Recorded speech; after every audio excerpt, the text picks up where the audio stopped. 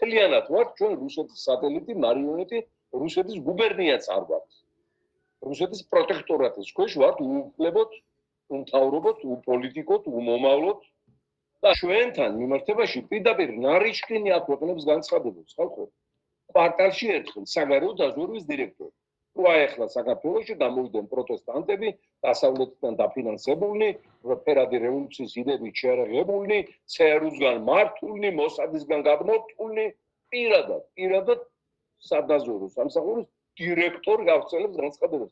ეგ ნიშნავს იმას, რომ ჩვენ არ მიგუჩნევენ დამოუკიდებელ სახელმწიფოს.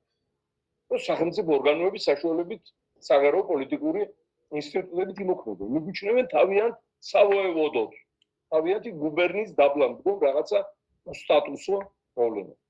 ეს რეალობაც არის.